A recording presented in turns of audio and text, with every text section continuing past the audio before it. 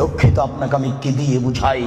পৃথিবীর সবচেয়ে বড় পাওয়ারফুল মানুষ হচ্ছেন মুহাম্মদ সাল্লাল্লাহু আলাইহি সাল্লাম। পৃথিবীর ইতিহাসে এত বড় পাওয়ারফুল মানুষ কেউ জন্ম নেয়নি, কিয়ামত পর্যন্ত কেউ নিবে না। জান্নাতের গেটে বড় অক্ষরে লেখা আছে, সর্বপ্রথমে যিনি জান্নাতে প্রবেশ করবেন তিনি হলেন মুহাম্মদ সাল্লাল্লাহু আলাইহি সাল্লাম। জান্নাতের ভিতরে একটা ঘর আছে, সেই ঘরের ভিতর দিকে একজন ফেরেশতাকে দাঁড় করে রাখা হয়েছে, এখনো উপস্থিত। তাকে বলা হয়েছে, কেউ যদি বাহির থেকে এসে ঠক ঠক করে শব্দ দেয়, কে যদি বাহির থেকে বলে মুহাম্মদ, তাহলে এই দরজা খুলে দিও। এই ঘর মুহাম্মদ ছাড়া কারোর জন্য খোলা হবে না। আপনাকে আমি কি দিয়ে বুঝাই মুহাম্মদ সাল্লাল্লাহু আলাইহি সাল্লাম কত বড় পাওয়ারফুল মানুষ।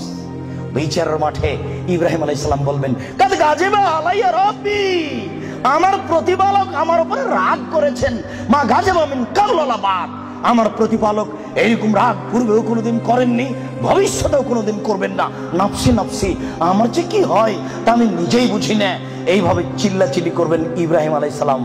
আপনার হুজুরের কি হবে, পীর সাহেবের, আপনাকে আমি কি দিয়ে বুঝাই?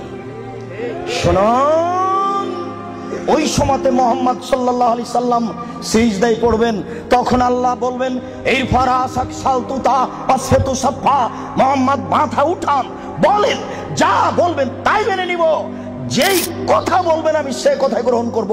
আপনি মাথা উঠান না, আপনি বলেন না আমাকে কি বলছেন, আমি আল্লাহ, আপনি যা বলবেন তাই মেনে নিব। এত বড় পাওয়ারফুল মানুষ।